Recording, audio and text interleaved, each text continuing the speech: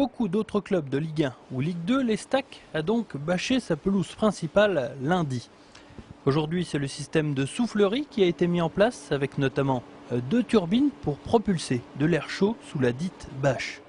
Mais à moins de 4 jours du match, n'est-ce pas trop tard pour bâcher la pelouse ? L'idée, c'est de trouver un juste milieu lorsqu'on pose notre bâche, c'est de ne pas la poser trop tôt. L'idée étant de ne pas apporter des maladies au gazon, mais également on ne veut pas la poser trop tôt parce qu'en fait c'est des dépenses inutiles de fuel. Et on ne veut pas non plus la poser trop tard pour que le sol ait le temps quand même de se dégeler. Donc l'idée, c'est tout simplement on l'a posée 5 jours avant, au moment où la tendance était tout simplement à la douceur. Et donc aujourd'hui, on a une température qui était idéale, on était à -4 pour poser notre bâche et espérer que le match se réalise samedi.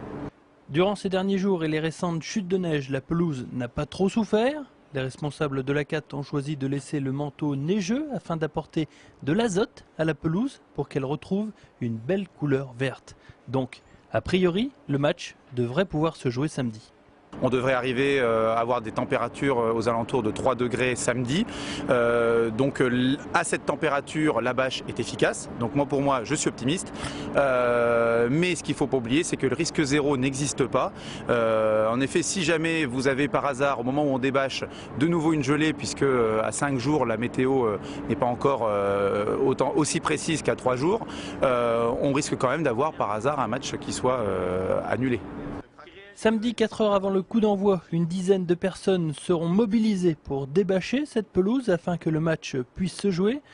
L'entretien du terrain continuera jusqu'en mars où, pour la préserver, 60 tonnes de sable devraient la recouvrir.